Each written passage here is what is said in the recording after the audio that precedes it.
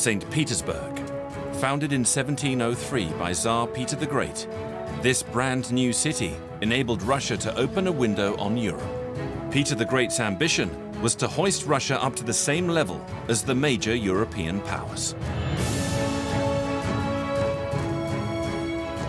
With 250 museums and 4,000 monuments, the city was nicknamed the Venice of the North. For 200 years, it was the ancient capital of the Tsars, and one can still feel the majestic atmosphere of yesteryear.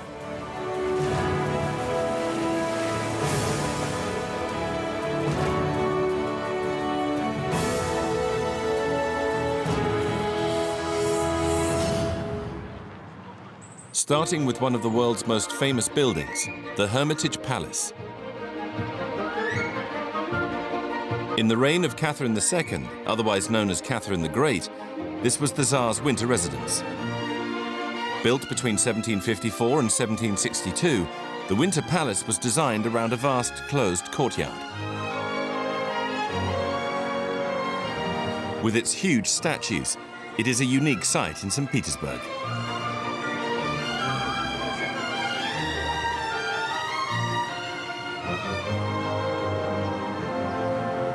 Catherine the Great commissioned the architect Giacomo Quarenghi to decorate the Hermitage Palace. He also decorated the theatre and many rooms of the Winter Palace. The most spectacular are the Raphael loggias. These loggias are the exact reproduction of the decor painted by Raphael in the Vatican loggias. Except for one detail, the Pope's arms were systematically replaced by the Romanovs' eagle. It became the great museum we all know.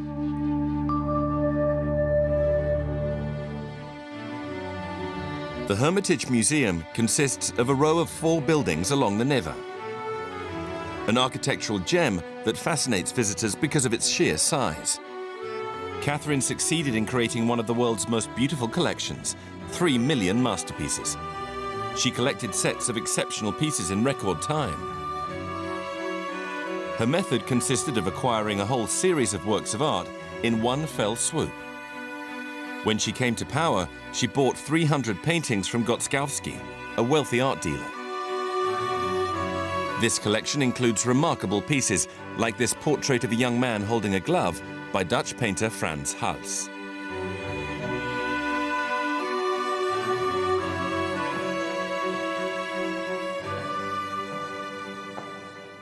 Catherine II bought entire collections as early as 1764 because she had just arrived at the Winter Palace and needed to decorate it. She needed paintings to decorate her apartments, and in those days it was customary in Russia to hang paintings side by side to create a sort of mural tapestry effect. Catherine the Great immediately sent artistic agents all over Europe. One of her best transactions came about with the help of Diderot, the philosopher, a unique set of 400 paintings that belonged to financier Pierre Crozat. The Empress paid an incredible sum of money for then, £460,000. This collection is extraordinary. There are paintings by Rembrandt, Raphael,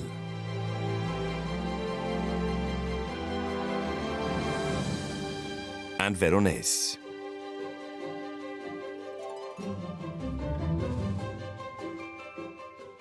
By buying Crozat's paintings, she finally managed to give the Hermitage an art collection of imperial standing. She showed Europe that there was a civilized empress holding the reins of Russia, that Russia had come to be a civilized empire that other countries would have to reckon with, including on an artistic level.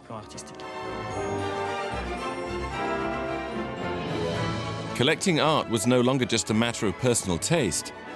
By acquiring these prestigious collections, Catherine II asserted the power of Russia. At the end of her reign, the Hermitage housed about 4,000 paintings.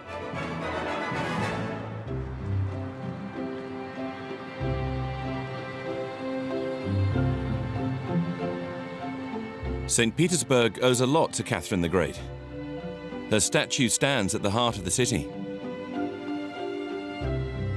It was erected in 1867 by Tsar Alexander II of Russia. He wanted both visitors and also people residing in St. Petersburg to never forget what she had done for Russia during her 34-year reign.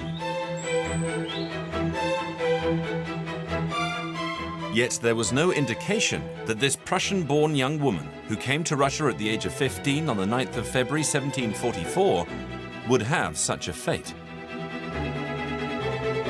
Elizabeth I, Empress of Russia, wanted her to marry her nephew, future Tsar Pierre III. To achieve this, the young Prussian converted to the Orthodox religion with much pomp and officially adopted the name of Catherine. She was married a few months later. Catherine's and Peter's wedding was celebrated on August the 21st, 1745, in St. Petersburg. But it soon became evident that the couple did not get on. She risked being repudiated. So, she decided to overthrow her husband.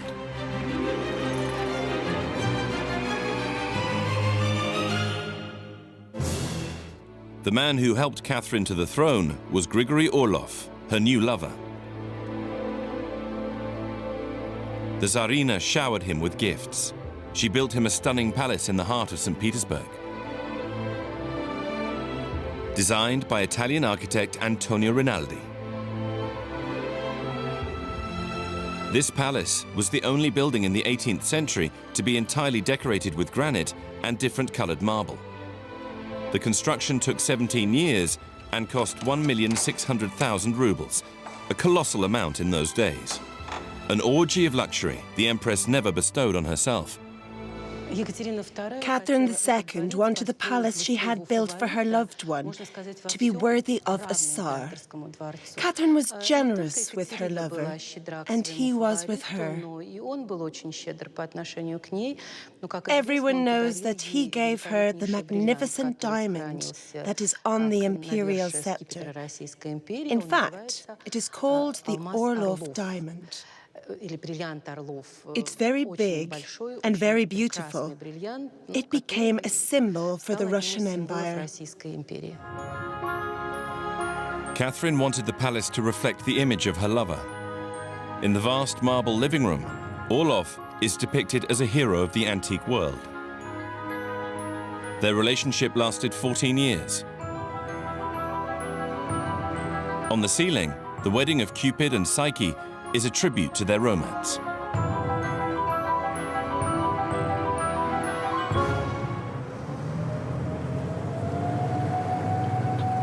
Catherine was now firmly in power and wanted her empire to acquire the same status as other great nations.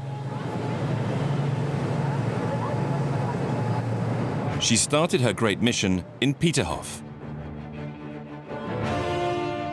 Peterhof is situated on the edge of St. Petersburg. Considered to be one of the 7 wonders of Russia, this magnificent gem was the creation of Peter the Great. The Tsar wanted to eclipse all other European royal palaces, starting with Versailles.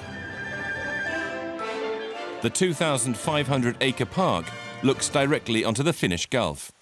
Adorned with fountains, cascades, and statues, the palace was one of the Tsar's favorite residences.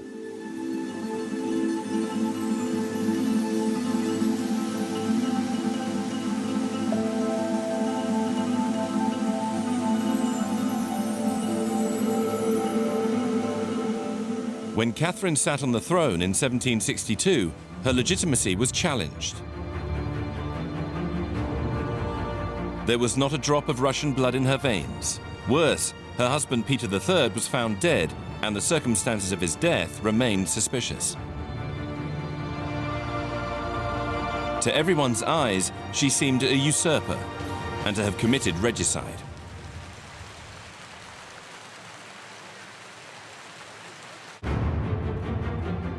The Empress used art as a means of propaganda and even went as far as dressing up in unusual costumes. Here she is, in the throne room of Peterhof Palace, dressed as an officer of the guard. The picture was painted on the same day Catherine II arrived on the throne. As did Peter the Great, Catherine II wished to expand her territory. But for 18th century Europe, Russia was still a barbaric country that had no place in the family of nations like England, France, or Prussia. Catherine then waged a war against the Ottomans and won a decisive naval battle. To celebrate her victory, the Empress ordered a series of 12 paintings from the painter Hackert.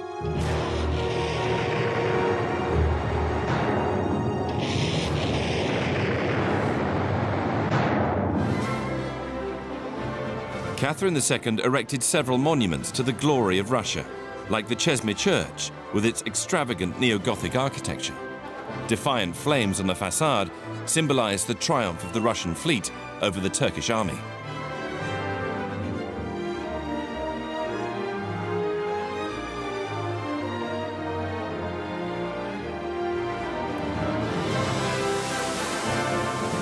During her reign, Catherine II rarely came to Peterhof Palace, except for an annual visit on June the 28th and 29th to celebrate the anniversary of her coming to power.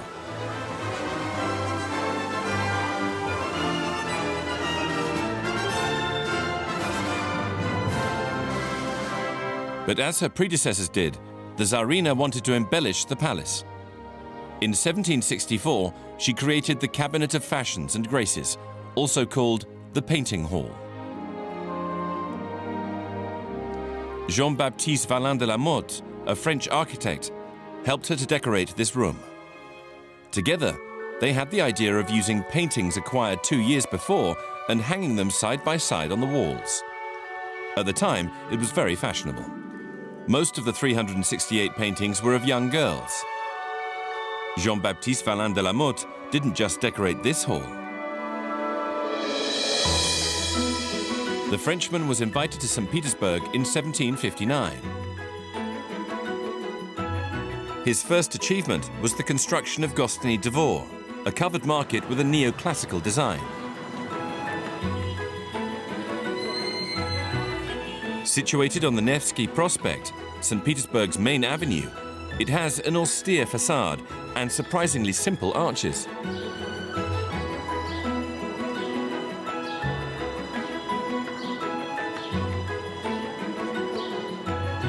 He also built St. Catherine's Catholic School.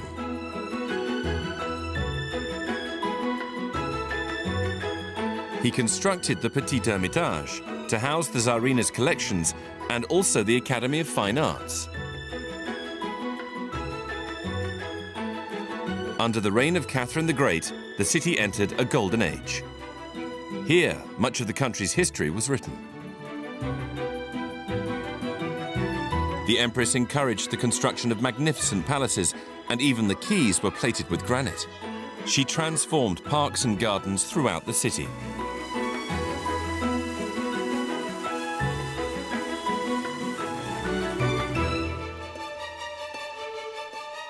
Tsarskoye Selo, which means the village of the Tsars, is located south of Petersburg.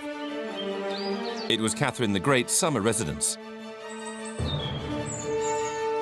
The palace was designed in the 18th century by Catherine I, Peter the Great's first wife. Destroyed during the war, it was completely restored. Its azure blue facade, adorned with white columns, stretches across 320 meters or more. The palace is a symbol of Russian baroque elegance. To impose her own style, Catherine II commissioned this amazing marble gallery next to her private apartments. She wanted to break with the baroque style of her predecessors and preferred neoclassical architecture. With its ionic columns and austere lines, the gallery evokes antique temples. Tsarskoye Selo gives the delusion of grandeur. Catherine II did not hesitate to spend lavishly to decorate it to her taste. She redesigned the interior of the palace, unleashing her creative spirit. The most precious materials were used everywhere. Inside, this Chinese cabinet used for receptions was entirely lined with silk. The decor reflected Russian fascination for Far Eastern culture. Ever since the reign of Peter the Great, relations with China continued to grow. The Amber Lounge was another symbol of Tsarskoye Selo's sophistication at the time. Immediately after acceding to the throne, Catherine the Great decided to enhance this exceptional room even more. During the next 4 years, 990 pounds of amber were used to decorate these unique panels. In 1945, they literally disappeared. So what we're admiring here is just a copy. Reconstruction was carried out thanks to rare black and white photographs of the original and to one photograph in colour. This sophistication was also reflected in the court's lifestyle. The palace's beautiful ballroom reflected the splendour of the reign of Catherine the Great. A gem of baroque architecture, this hall's outsized dimensions are astonishing. 900 square metres adorned with gold and wood sculptures. At the time of Catherine the Great, masked balls were organised. The Russian court was the most flamboyant in Europe.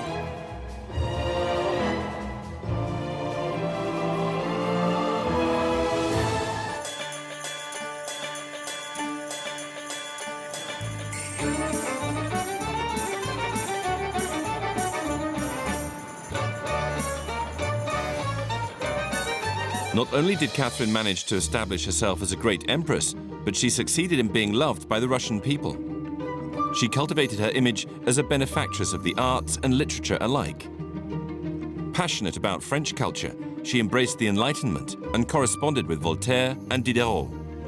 Informed of the latter's financial worries, she purchased his personal library from him and let him make use of it until he died, whilst giving him a librarian's pension. But the Empress did not stop there. Her affinity with the philosophy of the Enlightenment was not just a means of propaganda. The Tsarina really believed in the benefits of education. She transformed the St. Petersburg convent into a boarding school for young girls. The French language classes were very demanding. Catherine in person decided on the program.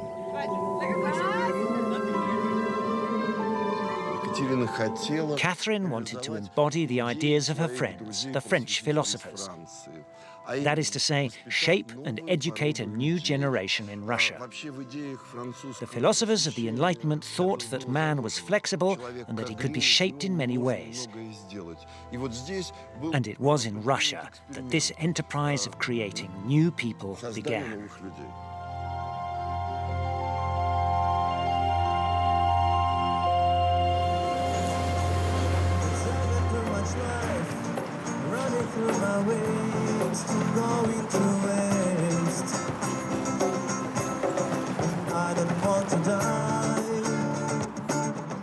To hoist Russia to the level of other European nations, Catherine the Great also encouraged the birth of a national art. In 1764, the Tsarina founded the Russian Academy of Arts. Opposite the Winter Palace, the monumental facade stands proudly on the banks of the Neva.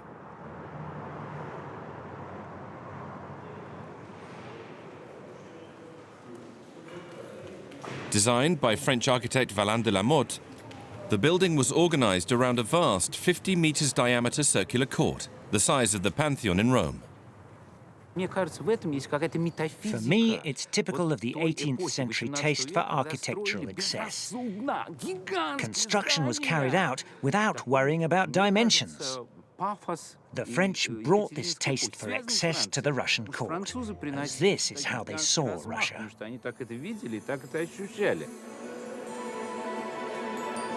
Pupils attended the school from the age of 6 and lived there with their teachers.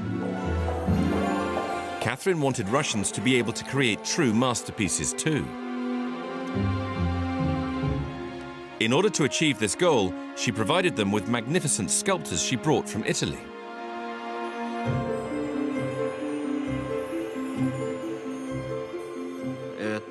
Thanks to these plaster casts from Italy, students learned body proportions. It was the basis of their work, and then they learned to draw the body in motion. Through this, they got a better grasp of their art.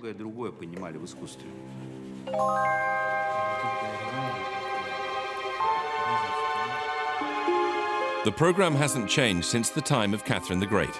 The Academy continues to teach figurative art in the purest classical tradition. Today, it trains students from all over the world.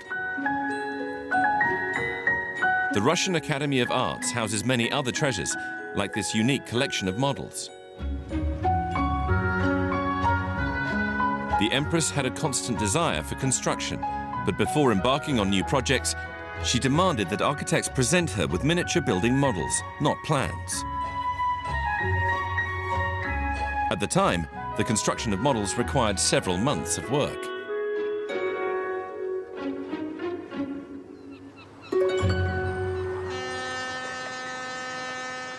Catherine the Great made the city what it is today.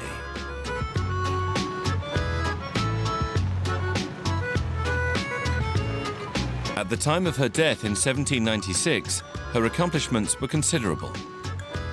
The people of St. Petersburg are very proud of these monuments.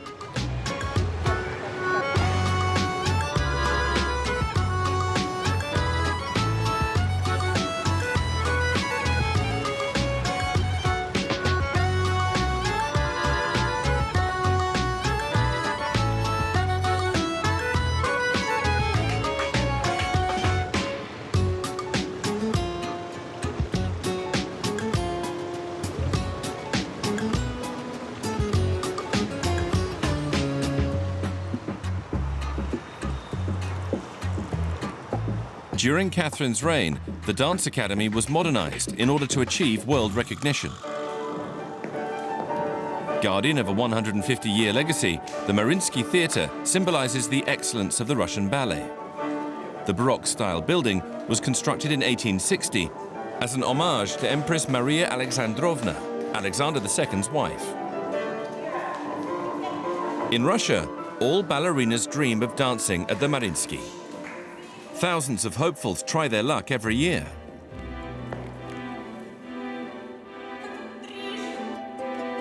Eleanor came to the Mariinsky 6 years ago. Now 30 years old, she has just graduated to first soloist. She still has another hurdle to overcome before becoming prima ballerina. She realized her dream of dancing at the Mariinsky Theatre's mythical stage.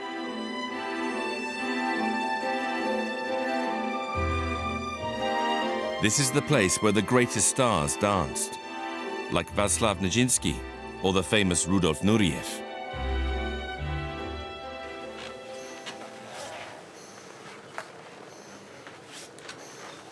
The crystal chandeliers, the gildings, nothing is left to chance. The turquoise color was chosen because it's a soft color that isn't aggressive on the eyes, and gold because it was an imperial theatre. These colors don't distract the spectators who remain focused on what is happening on the stage, so the marriage of turquoise and gold is an ideal one.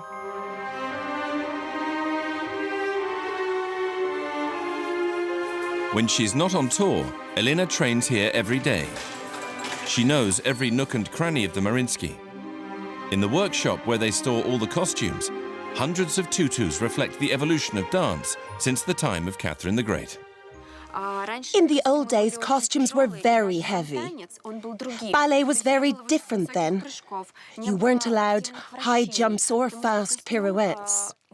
There was a reason for that. You couldn't show your legs. It was unimaginable even to get a glimpse of a ballerina's ankle. All they saw was a little bit of shoe. But if the fans could see just part of an ankle, they were ecstatic.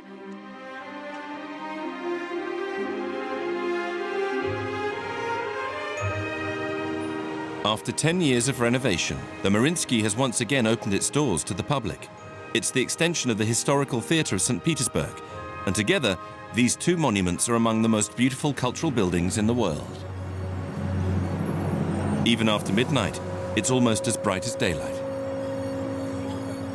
Russians love the capital of the Tsars built 300 years ago on the shores of the Baltic Sea. The banks of the Neva, the Hermitage, Peter and Paul Fortress are unreal and magical places. On the pleasure boats, the party is in full swing.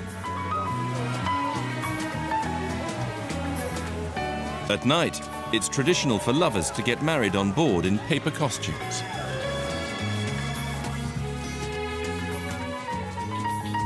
Legend has it that in St. Petersburg, marriages last forever.